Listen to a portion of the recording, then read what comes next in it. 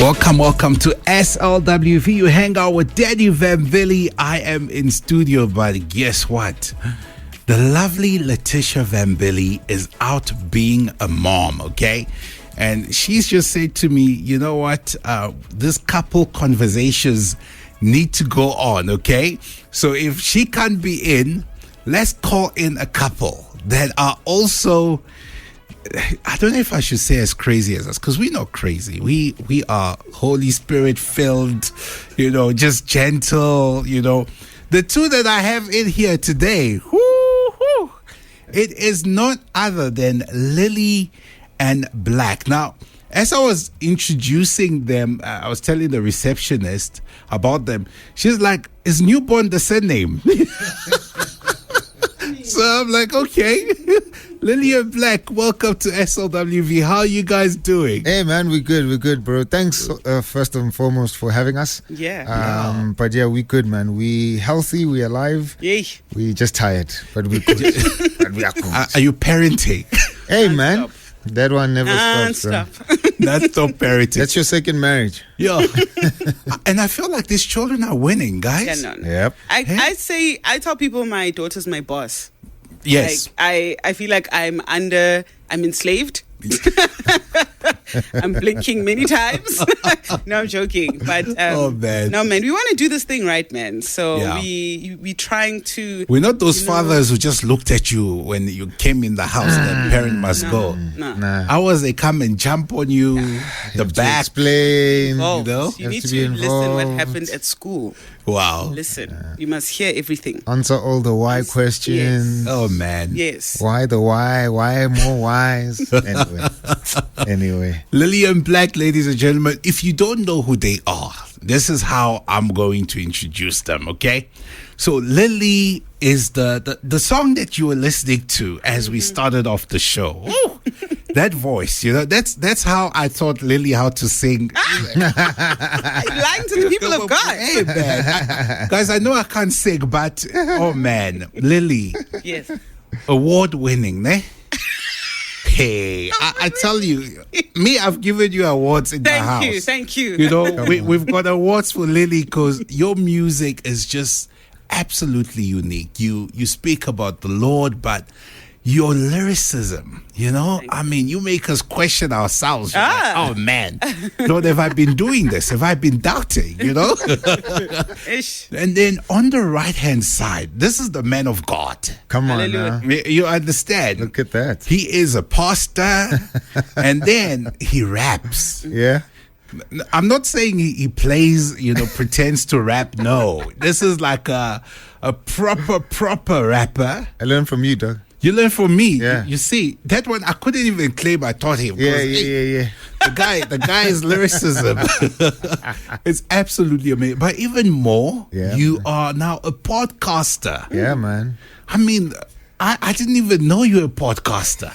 I was looking for Blaquenubon. I'm like, what's going on? Sure. And then just to find out that you are looking after us, the husbands. Oh, man. Guys, we are in for an amazing conversation. Come on, bro. With both of them. So, obviously, we have to keep the music going. In case you missed that song, let's reintroduce who Lilly is. Oh. And then we'll come back.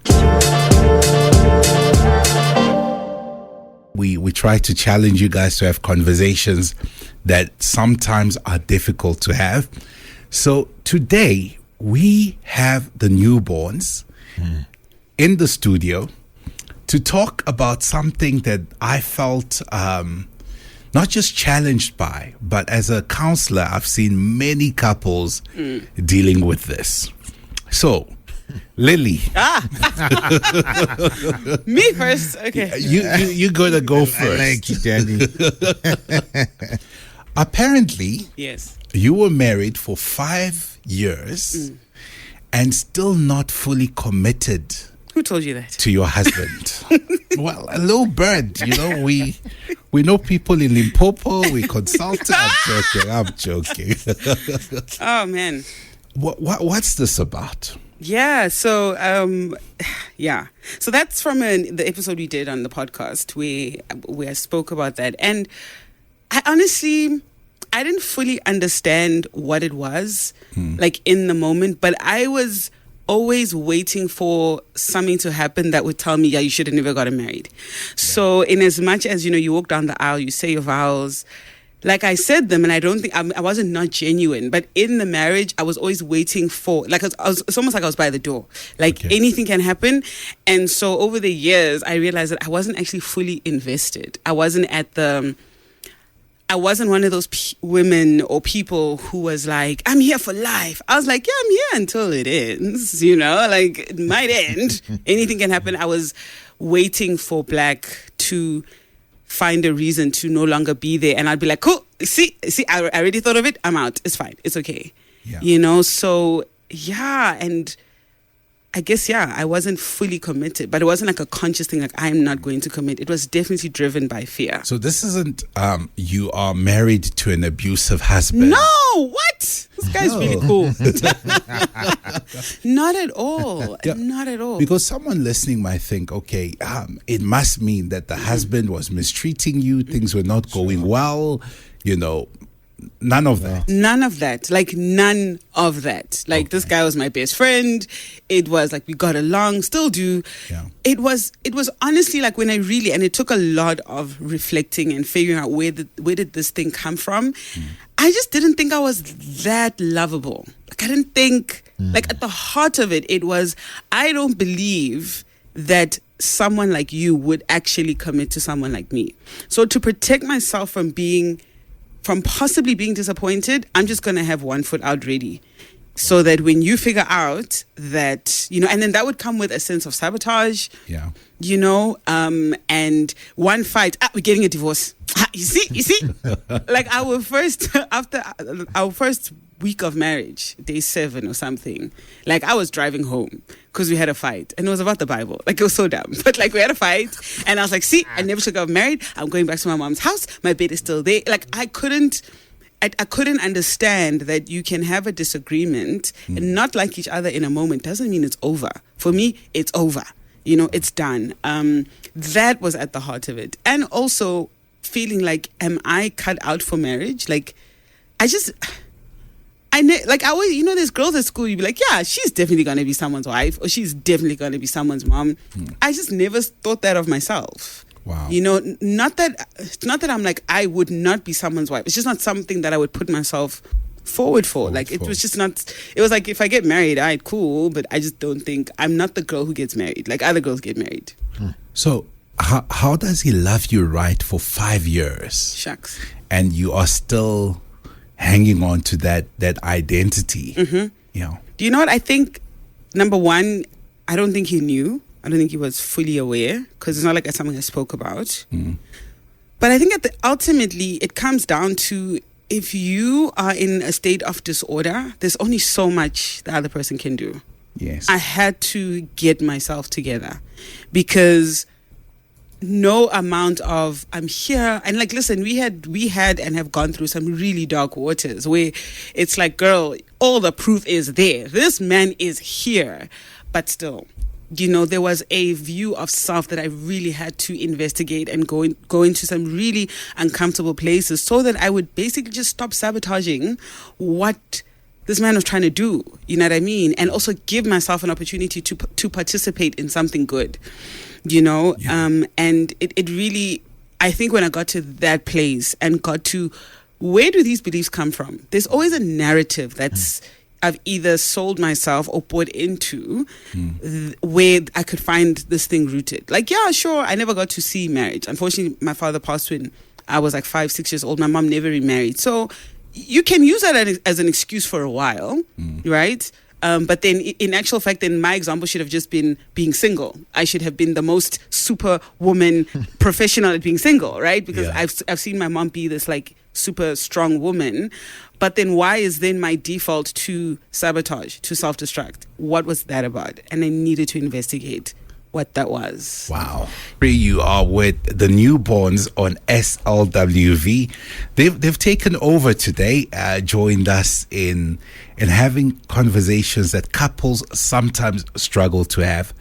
Lily was telling us how for the first 5 years of her marriage, though her husband is a godly man, and has been there for her. She couldn't love him fully because of how she perceived herself.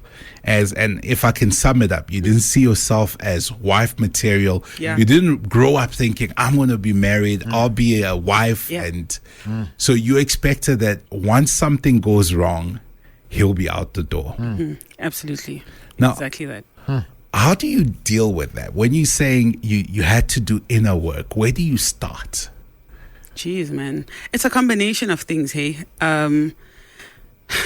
Definitely prayer, therapy, lots of hard conversations with friends and with yourself.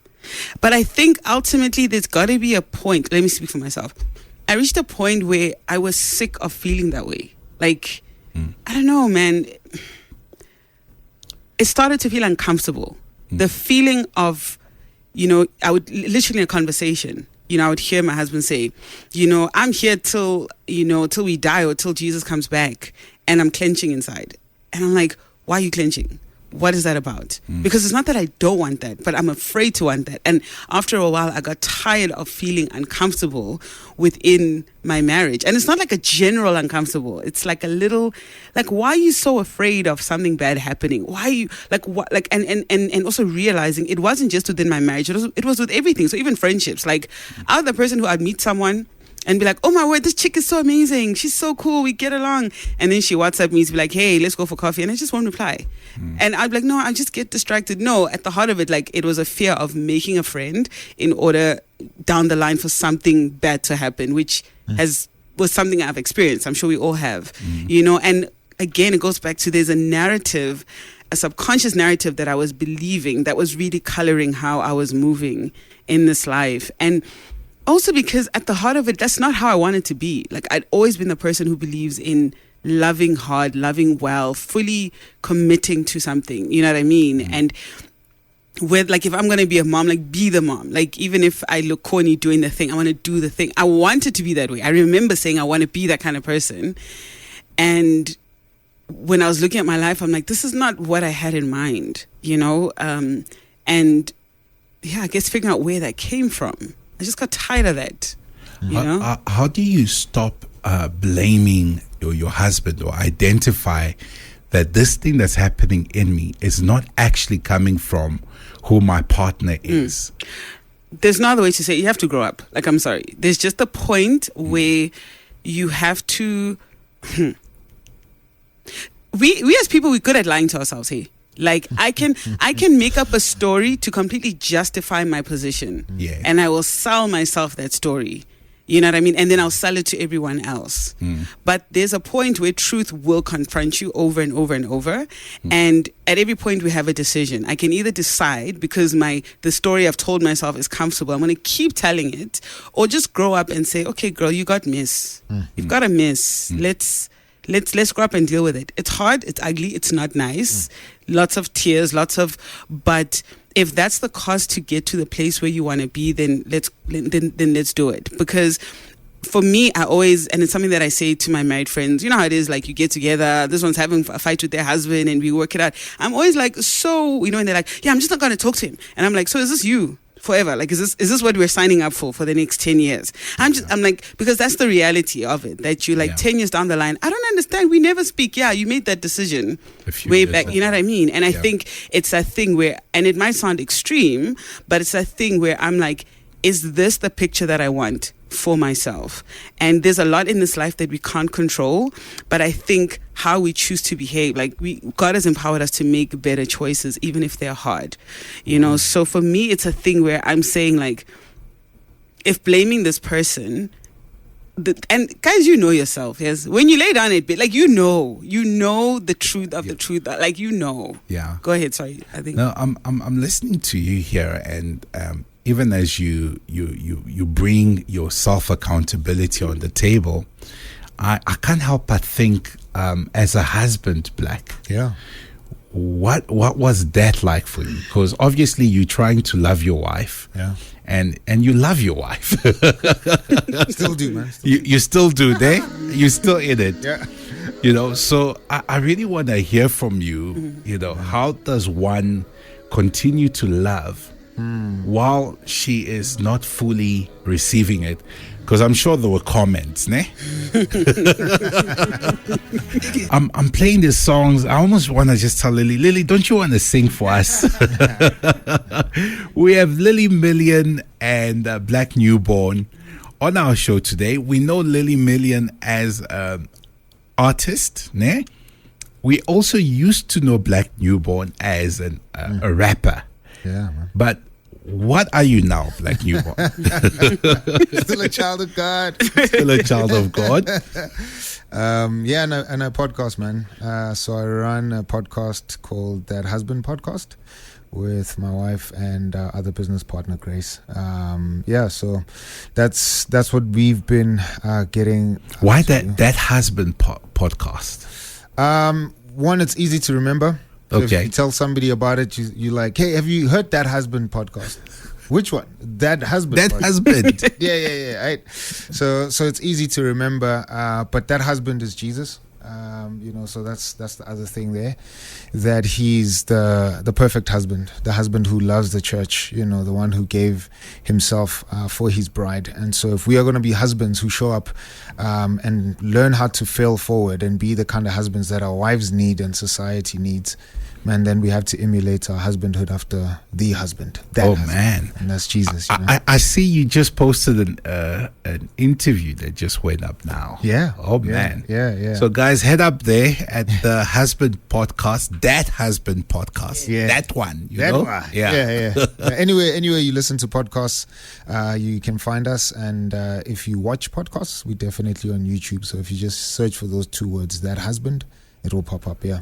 So, we have you here today because your wife has told us that for 5 years in your marriage, you guys have been married 11 years now. 11, so yeah. half of the marriage, she could not fully receive your love. Yeah. Like, how does one deal with that as a husband? That's why I created the podcast, bro, to vent and complain and tell the world how difficult my life has been. This woman, Lord, the woman you gave you me. gave me. Yeah, man. As she was chatting earlier on, I thought about, again, Ephesians 5, when Paul says that we must love our wives as Christ loves the church. And what that means is Jesus isn't shocked at how his bride is. He wasn't hanging on the cross, questioning himself. What kind of bride am I getting? He knew exactly what kind of bride he was getting. And I say that to say that I knew the kind of wife I was getting. So from the time we started thinking about marriage, because I didn't ask her to be my girlfriend, Yeah. So we were friends for 5 years. Solid 5 years. I think there's a 5-year theme that happens in our marriage. But we were friends solidly for 5 years. The thought of dating, being together romantically was just disgusting. We didn't think that it was in our cards. In fact, we had made a pact that we would be at each other's weddings. Oh, wow. So I was going to be her. Technically, you kept that. We did. We did. She was going to be my best man / best woman at my wedding. I was going to be her maid of honor at her wedding. Man of honor. It was going to be a weird thing. So I asked her to be my wife. And then it took us 5 days to talk about what that. In fact, let me just put it bluntly. She questioned me for 5 days. Wow. Like I the came whole to her, the whole day, and I said, hey, listen, been praying. I think you're my wife, and I'm ready for us to do this thing. And she said, well, you must be high or crazy. It's not happening. Sure. And so she questioned me day 1, day 2, day 3, day 4, day 5. She said yes. But then she thought, again, there's a 5 number 5 again. So after 5 days, she said yes to being my wife. And then she thought we'd break up in 5 days after that. Wow. And So on day 6, she's shocked. she's shocked. What? Right? Happening? So day 6, she's like, man, this thing is not moving. And then she thought maybe 5 months. Oh, wow. And then she didn't communicate about the 5 years. So the 5 days, the 5 months, she communicated that, hey, I think this thing is going to end. I think we're crazy. What are we doing? But the 5 years, she didn't communicate. Although I knew that something was up. So she had alluded earlier to how she, wasn't sure about herself and where she was in the marriage, and so she would poke at me, not in any disrespectful way or in anything that's demeaning. But she would make comments about like how she's not wife material, or maybe unnecessarily drag a conversation that did not need to be dragged, and I'm like, okay, she's just unnecessarily poking the bear. But one thing she failed to remember in the 5 years is that I have a divine gift of being chilled. So you are just relaxed at this point. I am just like, again, Christ knew what bride he died for. I knew what bride I married. Yeah. So I'm just going to wait this thing out. I don't know how long it's going to be. I didn't interpret it as her not being committed. She was showing up. She was loving me. We were talking about future stuff. But at the back of her head, she was thinking 5 years, something bad is going to happen. And he's going to realize that I'm not the kind of wife he wanted. And so I was like, yeah, like, I don't think that's going to happen. Like you could do crazy things. I'm here. The amount of grace that Jesus has given me enables me to extend grace to you, regardless of what you will do. Right? I don't think that you're gonna go out of your own volition and do something intentionally bad to hurt me or damage our marriage. I think you're just struggling mentally with self-worth, self-belief, self-valuing. I'm like, you're struggling with all of that stuff, and I knew all of that when we were friends. I knew all of that in the 1 year that we were technically engaged. I knew that she was struggling with stuff, and part of my love expressed for her is holding her hand. So I've always just held her hand, and so I was like, you can poke as much as you want. I have divine chill. Divine chill. We're gonna chill and have fun, and one day you'll wake up and you'll realize, man, I'm tired of poking, right? And I think, but to be real as well, pray to God about just where we were at, and I think another thing that probably helped me and my divine chill was community. So just having close brothers that I would talk to if at any point I felt like, man, I think my wife is really poking at me now. I'd have friends, close brothers that I would pray with, cry to, when things would be heavy. But man, I still don't think our marriage is going to end, So I'm like. So you like, we're going to go through this with the support we need. Yeah. To keep holding the hand. Yeah. And I think. And again, very subjectively, I think I just have I know of cases of husbands where they can't handle this thing, and they can sense that the wife is not, fully in or fully committed, or not even necessarily not committed, but is trying to find a way to prove the narratives in her head right. So she has negative narratives about their marriage, and she's doing stuff so that she can get evidence to prove that her narratives are right. And I know that some other husbands struggle hard with that stuff, because it's like, man, how much more do you want me to do to prove that I'm committed? How much more do you want me to do to show you that I'm here? And there's just no amount of things that they could do at that point. And for me, I'm like, man, just press in at that moment, which I've realized with my wife. The thing that's gonna prove to her that her narratives are wrong is just how much you actually love her, and show up and press closer into her, because everything in her is saying, this guy knows that I'm unlovable. Okay, then I'm gonna love you, right? This guy is probably gonna discover later that, like, I'm not wife material. I'm like, let's talk about what wife material. I don't even know what husband material is myself. We're figuring this stuff out together. Yeah. So let's go, right? I'll give you a practical example. I know one thing was cooking, for example, which for her, she was like, I hate cooking, but I'm just gonna cook and cook, just so that he doesn't figure out that, like, I'm not the kind of wife, Yes. And I remember saying to her, like, girl, like, if we eat eggs every day, I don't care, dog. It's whatever, right? Like, as long as I'm with you, whether we eat eggs, we eat pap, we eat mtogo, doesn't matter, right? Wow. We can eat chicken feet all our lives. I don't care, just as long as we together. And I think it's things like that that reassured her that, oh, okay, like he's really here. Wow. He's not leaving. So for me, that presence, man, was a big thing. Present in every respect, yeah. Wow. No, Blaque Newborn in the building. Someone actually asking now, is that Blaque? He is here, and we want to hear more, man. This is biblical love. And we've been talking. We started off by Lily explaining to us how she couldn't fully receive her husband's love, and it had nothing to do with him and how he was treating her. And then he came in explaining that he just had to keep loving her. I was listening to him like, dude, you make this sound so chilled. And he's like, yeah, I've got grace, chilled grace. What? Divine chill. Divine chill. This is what our people are saying. Wow, I'm taking notes here. Love their love story. It's like another different version of Hosea. Yeah. You see? You see? But this time, the wife created her own life jacket without knowing that the hubby already put by God is their shield. Yeah. And the marriage built on a strong rock from day one. And that's why hubby remains strong. It's usually women crying to God to help their husbands. Now the tables have turned. This is more than holy. A husband like him is straight from God. Amen. That comes in from Charity.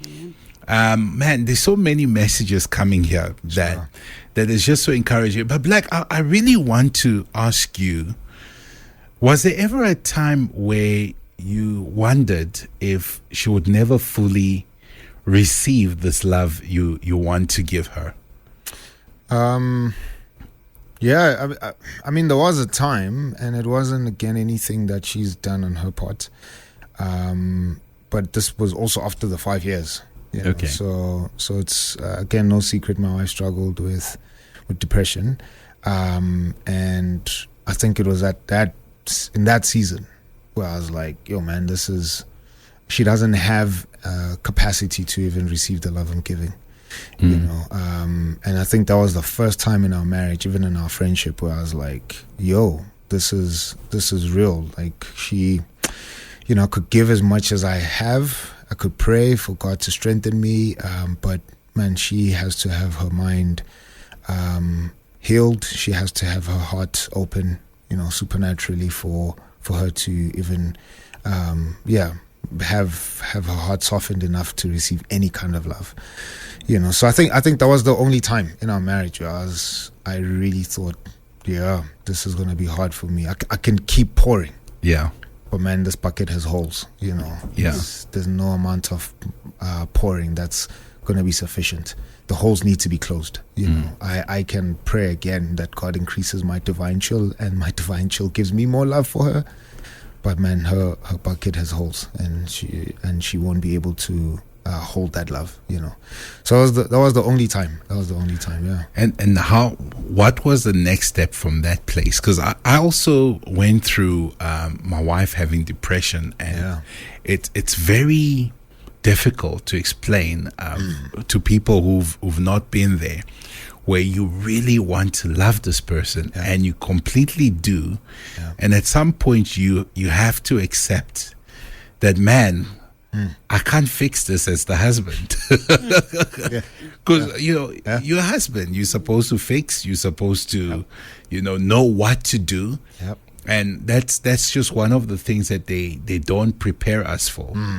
So I want to ask you, what did you do when you realized that she actually needed help that's outside of you? I think, ironically, we're speaking about giving our wives love that they can't receive. And the irony is that the only solution is to keep giving more love.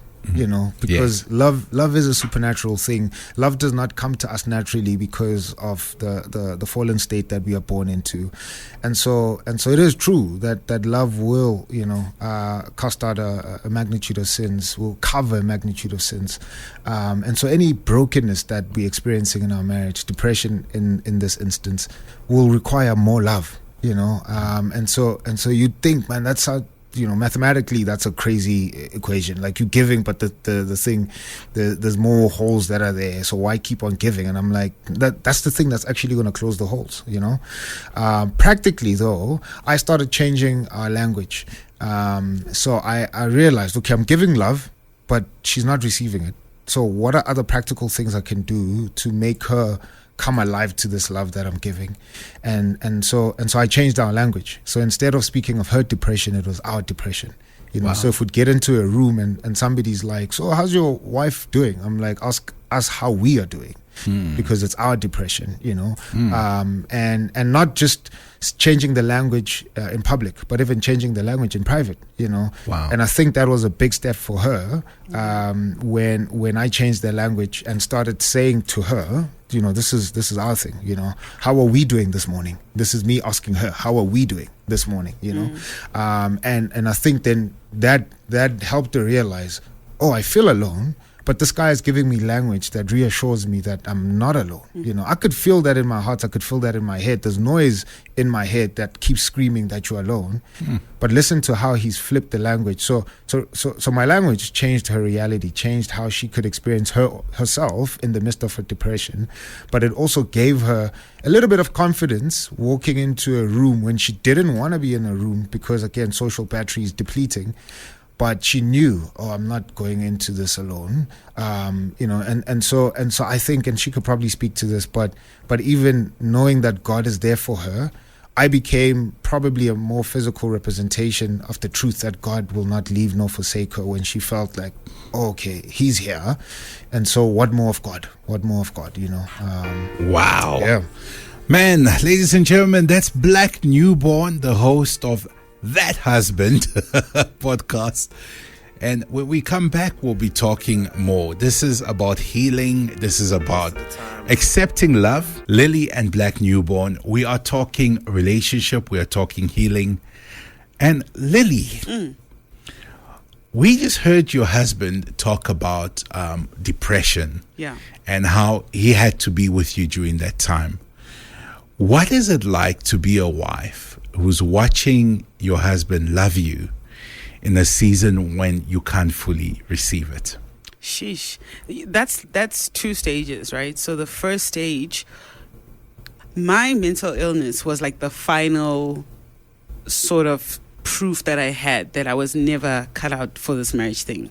Okay. Like if I thought I'll dress better, you lose weight, you gain weight, you cook, if I had all the reasons that I thought I could fix for myself to be what I thought was a quote unquote wife, depression came and just like burned all of that to the ground. Sure. And it's the kind of thing that it's so debilitating. It's hard to see yourself, even to this day, sometimes he'll say things where I'm like, shucks, it was like that. Because you're in it. And so it was in two stages where things got so bad. I think it was like 2 years in or something. I can't even remember. And I think after a while, and I think it's God's grace, I don't know, I looked around me and I was like, this person is here. And it's not that I don't want him to be here. Like, he's here. Like, my child is here. My mother is here. And I remember I had to eventually take the risk of believing what they are saying they see about me. You know what I mean? Like, let me actually believe him. So when he says this is our depression, that was a game changer for me because it took away that thing of, you see, you are the problem. You are the problem in this. No. We have a problem. And it took away the pressure to make myself right, for him. And then when he talks about going into a social situation, I could be honest to be like, I'm not coping. Like, I'm not okay. I need to go sit in the car and not feel, even though, it's not 100%, but like most of me could believe that, no, he's okay. He gets it. Or at least he wants to get it. And I think at that point, I can answer your question. Wow. When you're saying like what it was like to watch me be loved. That's what made me fight for myself. Like, that's what made me say, I don't understand this thing. It messed up. It messed up my relationship with God. Like, I was like, God hates me. Why would he allow this thing? Like, it was a lot of things. But that was the beginning of being like, I am going to try. Let me spend less time in the bed today. Let me brush my teeth. You know what I mean? Because things get messy, man. And it was saying, if my husband is saying that there's something worth loving here, I need to find out what that is. And And that kind of was part of what sort of the turnaround was for me in terms of how I approached my marriage, and also being like, okay, God, if you've allowed for this thing to be on me, but I still want this life. I still want to feel peace. I still want to feel joy. So what do we have to do? And funny enough, just to fast forward, it's actually been the thing that has restored my relationship with God, interestingly enough. Oh, wow. In pressing into how dark things were, forced me to lean into Him, and yeah, I mean, that's another show. That'll be a different show. But I think it was a thing that I finally could stop listening to my own story, because I knew that if it were me, I don't know that I could withstand this. But somehow this person is here by God's grace. So there must be something that is worth fighting for here. And also the thing about it is you end up destroying, you start burning down your own house. You know what I mean? And it's like, I don't want to do that. Like, he doesn't deserve that. Because that's another thing. You become so self-involved. Like, it's just all about how I feel. Eventually I'm like, man, this is my friend. He's my husband, but this is my friend. And I don't want this for him. Like, I need to get myself together the best I can. And sometimes it's like, I was together for an hour. Like, that's all I've got. But it really just helped me start to get out of my head and start to tell a new story for what the facts were, not what I had built in order to maintain this sort of destructive way of thinking. And it's hard because, again, those things, like, they define you. Like, now I can't say I'm not the girl who gets married. No, you're the girl who has a husband, babes. You have a husband. Like, it is too late. You're in. And who are we going to be now? Like, who are we actually going to be? Like, living consciously, what kind of mom are you actually going to be? Yes, your day is hard, but you have to get out and walk with your child. Like, you have to do this, because who are you going to be? What life do you actually want to pursue? So I'm saying a lot of things, but it really was the thing that kind of made me start telling myself a new story, at least listen to what other people had to say, besides just me and my dark thoughts. Wow. Sure, Lily, I think you are speaking to many people. If you are struggling with depression and you've just heard what Lily is saying and it's touched you, please send us a WhatsApp. I didn't even announce our WhatsApp number today because the husband is without the partner. So this is what Letitia would normally do. 071 364 0376. That's 071 364 0376. We want to hear from you. But Lily, wow. All I'm going to say is wow. When we come back, we still have them. And now we're going to speak to the people listening. Blaque, I want you to address the men who are in the position that the Lord had you walk in, and and the joy that comes after that. And I want Lily also to speak to the women who are in the position that you were in. And let's build South Africa. We do have Blaquenubon and Lily Million with us.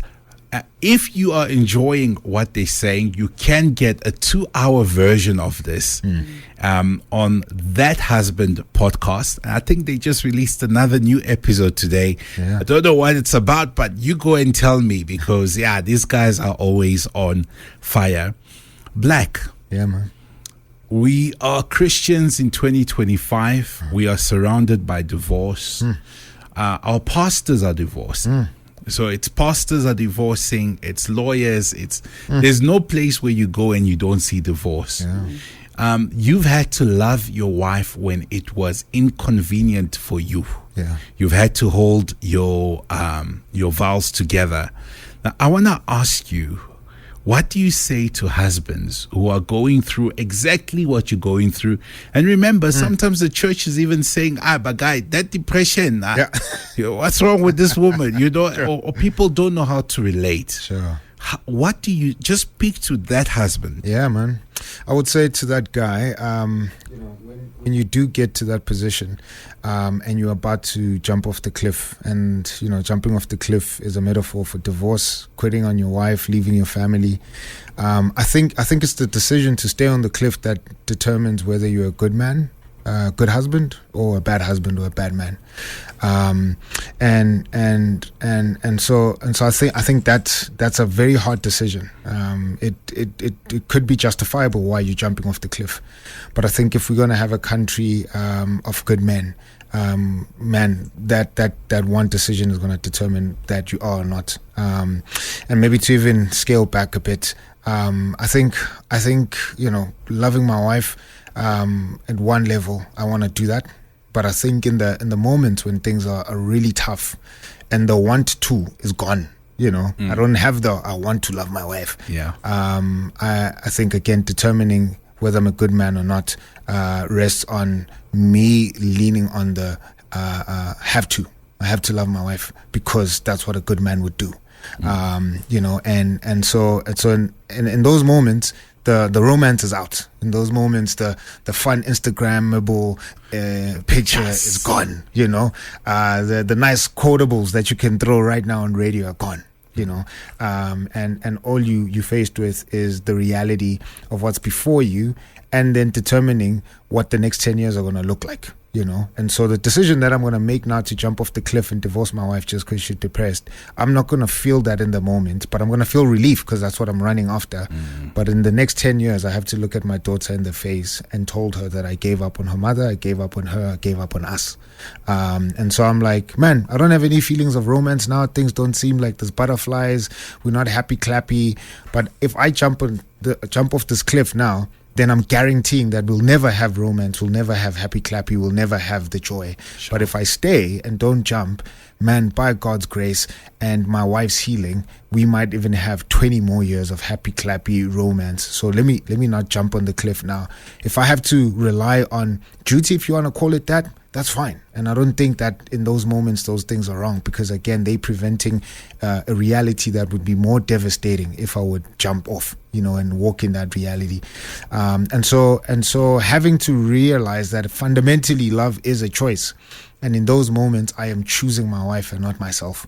I am choosing what God's vision is for us and not myself. Everything in me is saying, man, jump off the cliff, and so I have to realize that I can choose that, but in that moment I am empowered by God and the love that I've already shared with my wife to not choose that decision, but instead I'm going to choose to stay. I'm going to choose to love her. I'm going to choose to sit here 5 years later and tell the story. That's what I was choosing that moment instead of jumping off the cliff. I was choosing our ride here in the car and having to talk about where we are in our lives now. But that choice wasn't made today. That choice was made 5 years ago. And so I think that's what I would say to a man who's listening to this, and don't feel the pressure to rewrite the story of quote unquote bad men or bad husbands who've left, with where you are. Just do the right thing because that's what the right thing is. Be a good man because that's who you've chosen to be. But don't feel the pressure of saying, well, there's other guys who've left and I'm only staying because, I don't want to be like them. No, just choose to stay because you love your wife and that's the right thing to do, and you're making a future decision right now. So that's what I would say. There's probably more to say, but yeah. Yeah. Thank you, Blaque. I think I'm like in my head now, just listening to you guys and sure. the things that you are saying. Lily, what do you want to say to those women who are where you were? Man, just give yourself a chance, man. It's hard. And I think there is, let me just say this, there is a narrative that in relationships, if something's wrong, it's usually the man, right? And it's very easy to see things that are not there when you buy into that sort of noise, especially on social media. But when it's just you and yourself, give yourself a chance at being loved, a chance at experiencing a piece of happiness. I know this world is sinful, this world is broken, but there's also beauty that God has given us here, and there can be beauty within your marriage. Give yourself that chance and do the work of getting over the obstacles that are there. It's tough, it's painful because we get attached to these things. But God is gracious, man. God's grace is sufficient enough to go to those really dark places so that you can be able to cross over and live the life that is waiting for you.